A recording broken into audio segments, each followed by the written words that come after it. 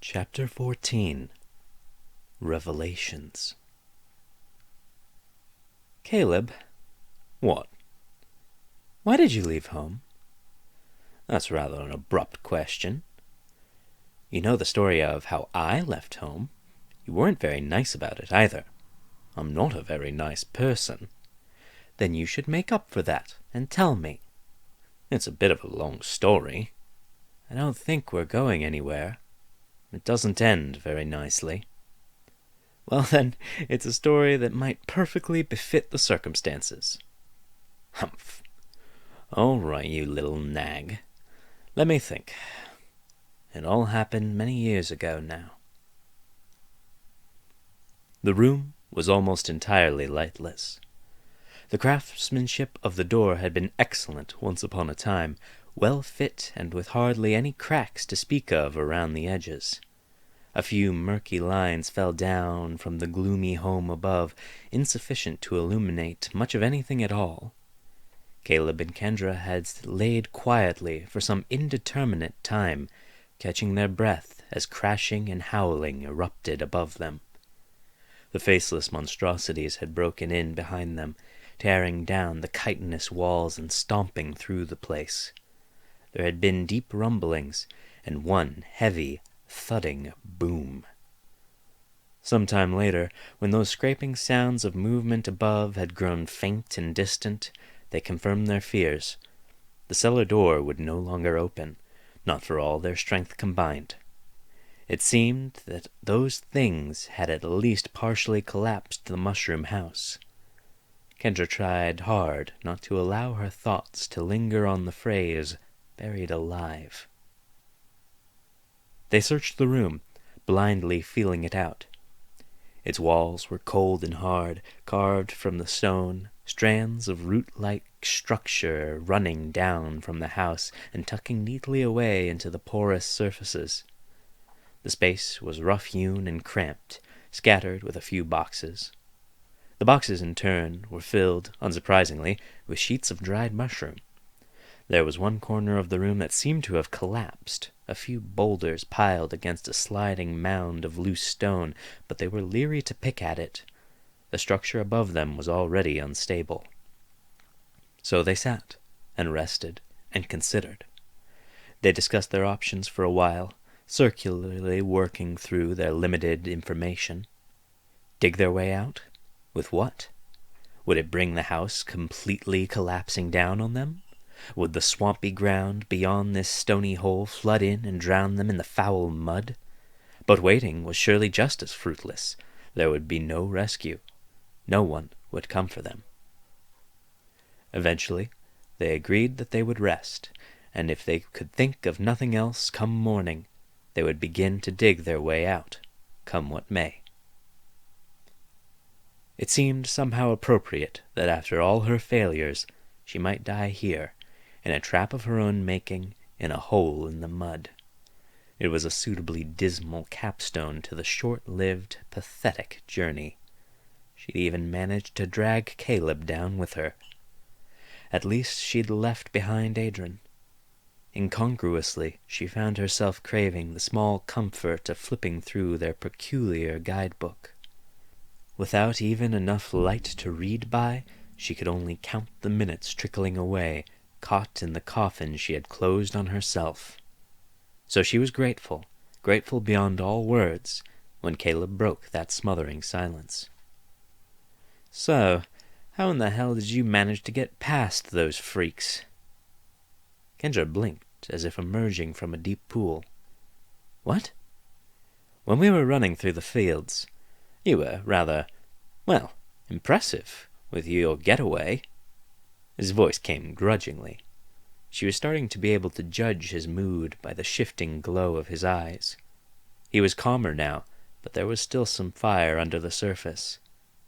He's likely not faring much better than I am. For a forgetful moment, she tried to offer him a comforting smile. It was fortunate Caleb couldn't see. It was a ragged thing, shaky and unconvincing. "I don't know exactly how I got out," she admitted. "They were cutting me off. I wasn't really thinking about it. I just knew I had to get you out of there. So I guess I just jumped past them. Us. Pardon? Us. You had to get us out of there, not just me. It's just as essential you be saved. Kendra made a noise of irritation, but he plowed on. And you're wrong on another count. You didn't jump past them. You jumped over them. I felt us damn near flying. Well? Well, what? I guess I just panicked. It was an accident. I doubt I could do it again. She could hear him shifting, agitated. I think you could. It's not your first time. The night under the living city, you were falling, but you caught yourself. You've gotten stronger than a scrawny human girl with smooth, unworked hands ought to be. He stopped moving, and she got the impression he was glaring. Have you been hiding anything from me? Pick up anything you found in the woods, perhaps? No, she said defensively. His voice had a sharp, accusatory quality to it. I'm not a complete fool. I know not to mess with things I don't understand. Not here. I've heard the stories. I haven't touched hardly anything you didn't give me. Caleb was quiet for a few moments. Good, he finally said, brusquely. You never know what has a history, or a mind of its own. He trailed off, then sighed, collecting himself. Well, maybe it's just the nature of the garden. This place is magic to its core. A human is a rare inhabitant for these parts, indeed. Maybe some of the strangeness is sinking in, rubbing off on you a little. Do you really think so? She asked. It was a bit disturbing to think that unseen forces were acting on her, but she could not deny the tiniest flicker of excitement. Caleb made a rustle that she took for a shrug. Well, maybe. It certainly would make it a little easier to swallow being rescued by you. His voice was dry, frustration tempered with a sardonic amusement. It's not a snot-nosed little rich girl that's carrying me to safety. It's Kendra Arberth, figure of power and mystery. She chuckled. It felt good, like a spark of light in the despairing blackness. I suppose I could get used to that, she said. It's about time I started getting some respect around here. There was silence. Then he was laughing too. It was several moments before they could get the giggles under control, a desperate release of the coiling tension. At the very least, you've got a supernatural talent for getting us into trouble, he said, still chuckling. I've been wandering the garden for a long time now, and never seen anyone get themselves into quite so many jams so very quickly. Kendra smiled, earnest and ugly in the dark, hiding it in her hand. It's a gift, she allowed. But we've gotten through a few tough spots now. We always made it out all right. The air felt heavy on her, inescapable, and she felt the smile strain and dwindle. And anyway, she continued hastily, I bet you've gotten out of much worse spots than this. I mean, how long have you been, How long have I been exiled? He asked. It wasn't sharp, as it could have been. Just tired. I didn't mean it like that, she said anxiously. I was just wondering exactly how much, wandering you've actually done. She trailed off. Sorry, she said, flushed. Caleb let out a long, weary growl. It's fine. It's a fine question, don't apologize. Plenty of wandering is the answer, and for a long time. It's hard to say exactly. You lose track of the years when you're just making a go of it on your own. I imagine Rowan could have told you how long it's been to the day, but I don't know. Knowing wouldn't have helped me any. He faded back into silence, and ordinarily Kendra would have left it there. Ordinarily she would have felt guilty prying into private, painful matters that were none of her business. But she could not go back to being alone with her thoughts. A little desperately, she pressed the question, and with a little convincing, he told her how he lost his home. Among my people, the highest calling is scholarship. Many elves engage with it to some extent, scribing, restoration of ancient works, essays and research, even the occasional excursion to expand our trove. The goal is guardianship of knowledge for the ages. We take a rather long view of things, you see. The troubles of a few, of a city, of a country, of a generation, all of that rises up and fades away before long, generally of its own accord. The world is turbulent, full of shifting tides and changing fortunes, and it is the work of my people to be an anchor amidst it all, steadfast through the ages. It is our belief that one day the world will stand upon the brink of cataclysm, a disaster the likes of which we can hardly contemplate now. "Why?" Kendra asked with hushed interest. "That's a pretty immense claim. What makes you think so?" "Well, to put it simply, probability. Unlikely events become near certainty when you're forced to consider things on our scale of time. Our plans are long-term by necessity. Whether it's by magic or political forces or sheer misfortune, the world will almost inevitably encounter the irrevocably destructive. The elves of old swore that they would bring to bear every possible weapon to meet such trials, to protect all the people of the world. And the greatest weapon, of course, is knowledge. That is why the elvish settlements were always hidden, even in times of peace. We isolated ourselves, living on treetops of ancient and secluded groves, planted years before and tended for generations to meet our purposes. It was judged to be too dangerous to engage with the world beyond, outside of the greatest need. Any attention garnered could lay the seeds of conflict, and then what would become of our libraries? The risk was too great.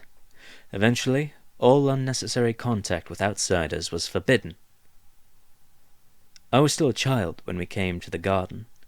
The destruction of the elvish cities came early in the human crusades, your reclamation, and so we were some of the first refugees. I was in that first generation. We passed under the protection of the sisters, and we made our new home and our new library, such as it is. I can hardly remember the outside world. My whole life has been here. One of the few things I do remember is being held in one of the last great libraries. It put our little one in the living city to shame. It was said you could read a book for breakfast, lunch, and dinner every day for a lifetime and not finish it all.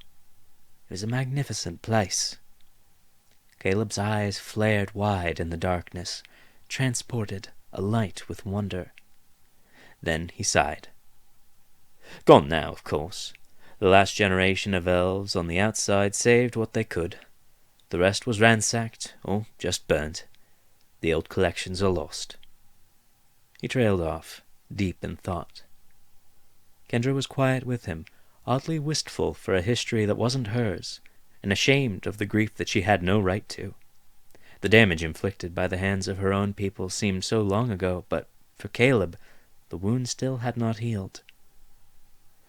I remember looking down for years and watching other people looking for new homes, running from the violence that tore apart their old lives.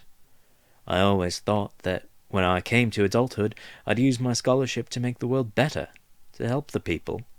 Maybe to go and toss the humans out of our homelands, make them suffer as the races of magic had suffered. His eyes gleamed predatorily, and she shivered ever so slightly. Foolish childhood fancies, he continued mildly. I failed to grasp the manner of guardianship we provided. Elves are protectors of ancient wisdom, not to be used recklessly, but to be safeguarded for a higher need. I threw myself into scholarship, the keeping of our library, the reading. It's quite a thing, knowledge. It makes you feel powerful. I supposed it infused me with a touch of youthful arrogance. She snorted. Yes, he said testily. Well, perhaps that hasn't changed much.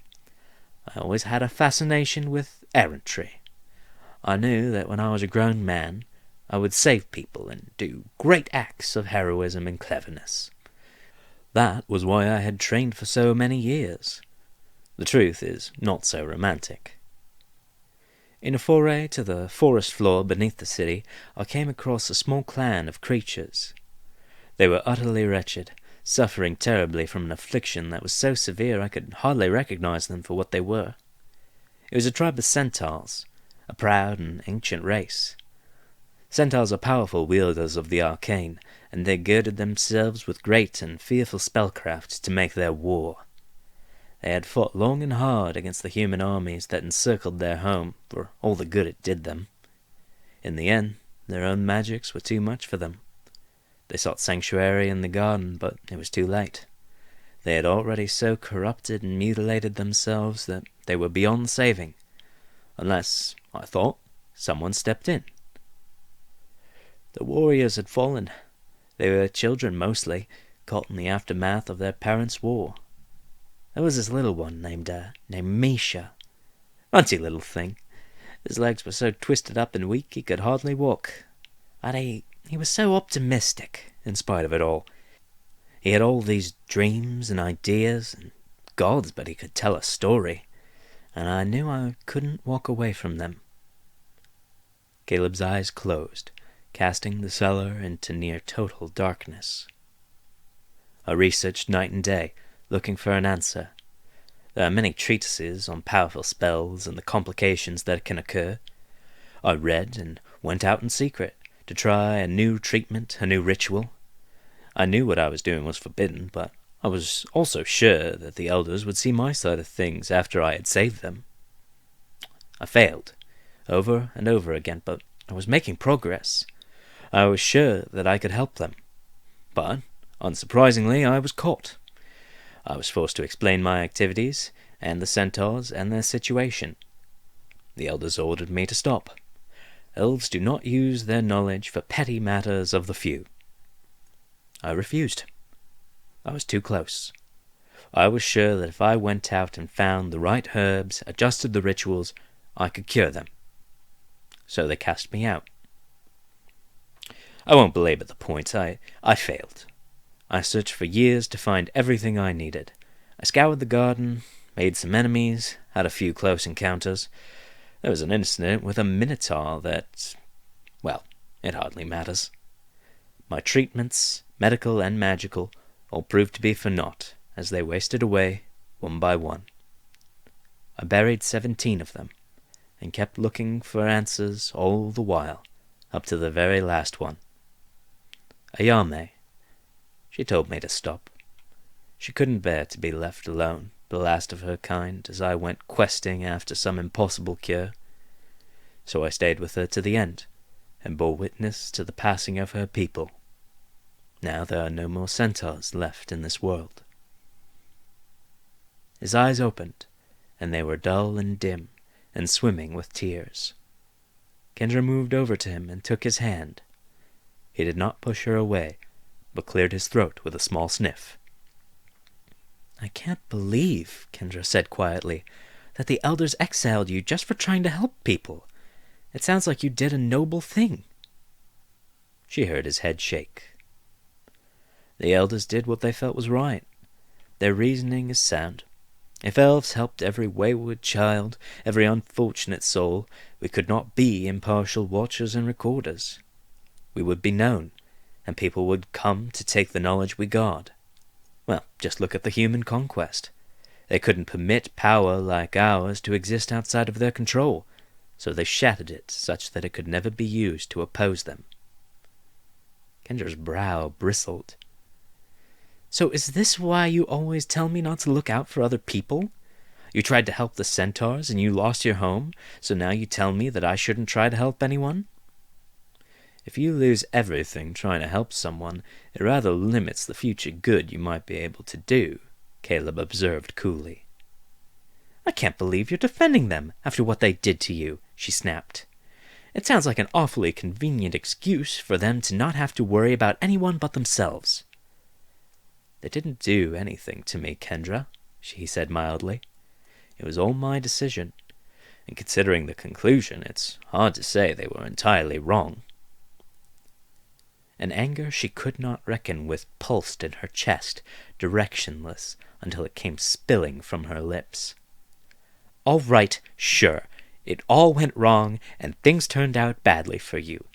You still did the right thing to try and save those people. But you got hurt, and now you can't just let me care about people, because if I cared and helped people, maybe I'd succeed where you failed."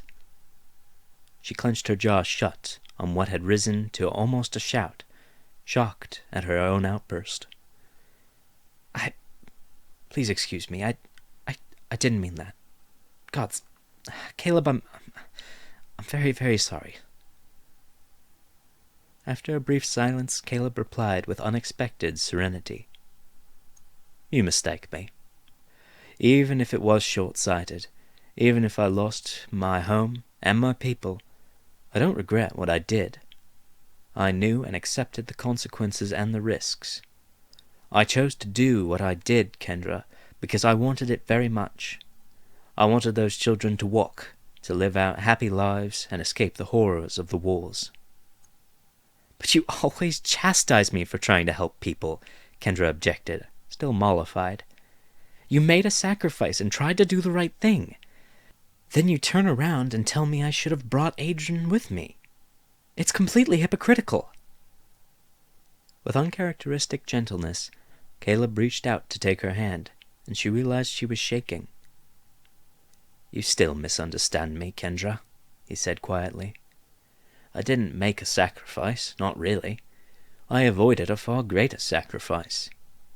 If I had stayed all my days in the treetops and done nothing, to let them suffer without ever lifting a hand when I had a real chance to save them, it would have been antithetical to my nature. It would have destroyed me. I gave up my home to save my soul. I didn't do it for them. I weighed my choices and did what was best for me.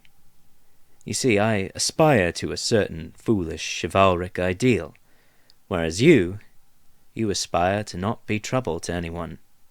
That's the difference. I've never once seen you make a choice with your own well-being in mind. You gave up your home and your little library to protect your aunt. You tried to help people at every turn of this journey, whether they deserved it or not, whether it would hurt you or not, whether you had a chance or not. I certainly didn't deserve it. You left Adrian in the living city to protect him, even though it tore you apart to do it. You're a good girl, Kendra, but you don't do what you do because it makes you happy to help people." Kendra's eyes were burning, but the tears didn't come. Perhaps it had something to do with that hollowness in her chest. "I think it's you that misunderstands me, Caleb," she said numbly. "It's nice of you to say it, but I'm not good. I hurt people.